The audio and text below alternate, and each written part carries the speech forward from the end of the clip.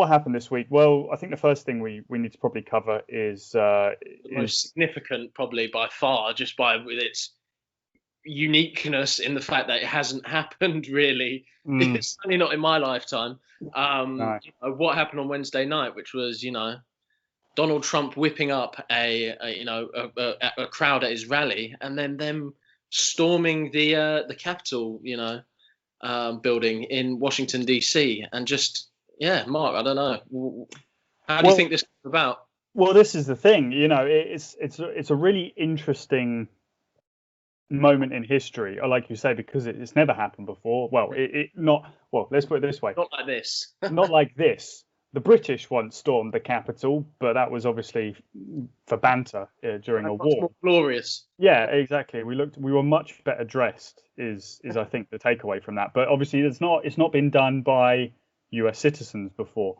And obviously, there's the obvious stuff. Oh, how awful they stormed it, and there's probably evidence that the police probably let them, because they got through those barriers and security impressively fast for people who literally had no plan. Damning footage. Let's just put it for as many images of I saw police, fighting the protesters. Some of them just opening the gates as well. It was about 50-50 as far as I can tell, of course, from the other side of the ocean. But I don't know. It looked there were some shady moments there where it looked like an invitation was exactly to the mob.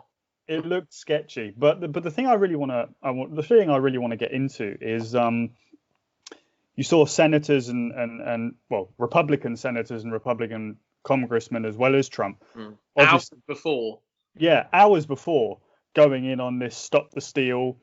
There was corruption. There was fraudulent activity going on. We're going to stop this from happening. We're going to vote against it.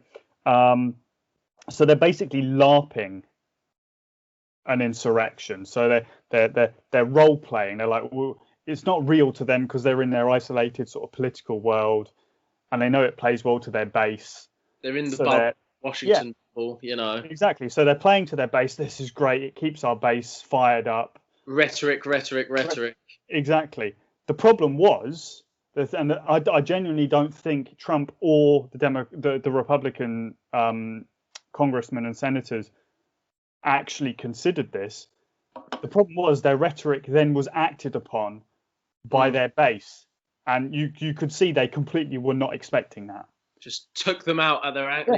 It was like they've unleashed something. They were like, oh well, this is exactly what we wanted, but it isn't at all what we wanted, because they've actually done it. Yeah.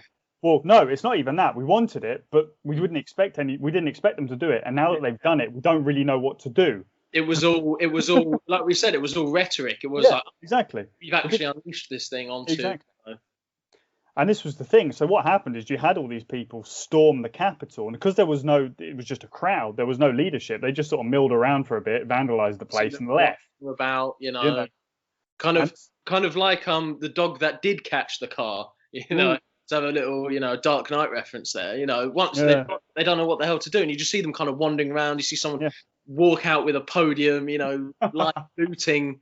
And it's just kind of like, they don't actually, there is no overarching goal or ideology really there. They once they got in, they didn't have a plan, just the mob mentality of, come on, we're going to march to the bleeding the Capitol building. Exactly. It was odd to look at, because then you look at how this correlates with the Black Lives Matter protests, and how just the way those protests were dealt with differently. You just have to kind of think, I'm sure there'd be a few more cracked skulls if, this was a march for, racial equality or climate justice or these things.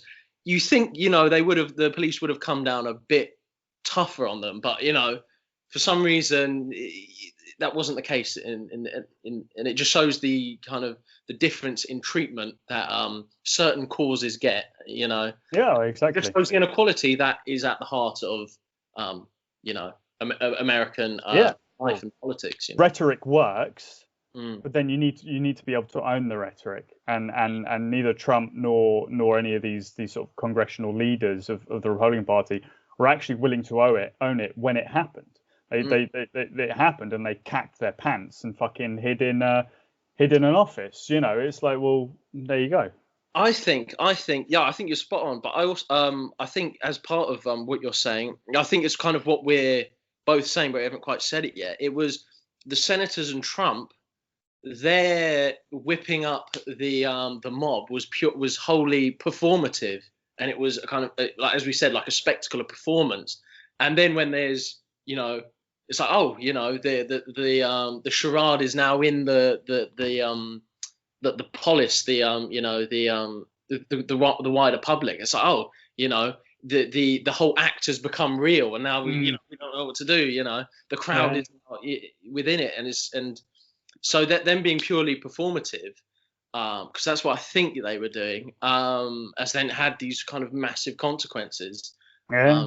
I think are dangerous because you unleash these forces, and now who knows what the transition of power. I know you said there'll be a smooth transition of power, but you have to wonder, just because Trump might have a smooth transition, this riot or whatever you want to call them, if it was a Black Lives Matter protest, they'd be called thugs by now. They've seen what they can get away with now. Yeah, You're right. Set the precedent, and you've got to then wonder if then they look at the inauguration of Joe Biden, or when that comes around on the 20th, I think I can't quite remember. Yeah, will that then be another opportunity for these forces to be unleashed? And I think it could be. I think so. This isn't going away. If anyone thinks this is going away, they're delusional. America has been this moment fundamentally changes the way America's perceived on the international scene. That they've got no credibility anymore. You try go to Iran and say, "Oh, we're a bit worried about your democracy." Next time Iranians are rioting and getting beat, how can do you have a leg to stand on? No, any country now America comes to them and goes, "Well, you shouldn't be doing that," and they just go, "Well, who the hell are you?" Who are you, pal? Face. So that's obviously the international damage, but then also there's fabric of sort of the state of America damage here, because the line has been crossed. The optics of it, Yeah, it's awful. I don't think they will recover from this, and they also won't put the genie back in the bottle with this base of people who've now been radicalized. Then they have been radicalized. Yeah. So watch this space. I think it's going to be very interesting and quite upsetting probably over the next couple of years, because this is not going away. And my worry is that in 2024, because let's be honest, Joe Biden's not an agent for change, and we'll probably discuss this more at a later date. He's not. The man is literally status quo personified. Get ready for the smoothest drive at 5 miles per hour to nowhere in your life, because that is exactly what you're getting with Biden. And get used to a whole lot of excuses at why they can't help ordinary people, and we're going to have to cut and so on. So I think people are in for a rude awakening if they want to change. Oh yeah, well, we're going to talk about that more in a minute anyway. But just to cap this off,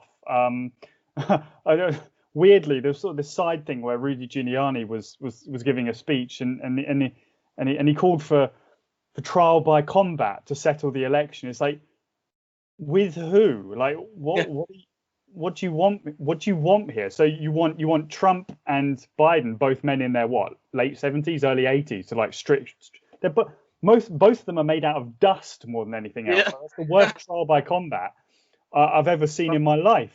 It's just, and the thing is, Giuliani still somehow has. He's not got credibility, but he's got cachet. Like, people actually listen to him. This is what's crazy. I can't work it out. He's in the pub. He's very on the in the public eye to an extent. Why? Well, of course, he's in an important position, but it's like, how is this guy where he is? Unnerving. It makes no sense. When he said that, didn't he think he was saying something silly? Like, you just got to think about the self-awareness of these people. There's no self-awareness. Do they realise how crazy they come across to people like us? Because we're sitting here with popcorn, just watching this, just going like, "What?" Absolute zoomers, mate. It's ridiculous. But based on this, we commissioned our guest meme editor to put together a little meme for us, because we're big fans of the meme. That's right, kids. We're with the kids. We know what memes are. We're not that old. We're not that old. We're in our 20s. So shut the fuck up. Don't know what you're talking about. Exactly. So yes, Big thanks to Annie, our guest meme editor, for putting this little masterpiece together for us, which I like it every time I see it more, to be honest. Every time I look at it, there's just... It's just the tongue like sliding in and out, like it hasn't quite.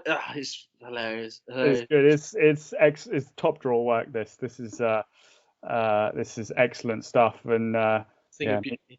meet me at the Four Seasons next to the sex shop. Just incredible. But this is what's in his mind clearly when he says trial by combat. This is the sort of shit he's thinking about, and it obviously doesn't even vaguely resonate or even correlate to reality slightly. It's like what are you expecting here? This makes no sense.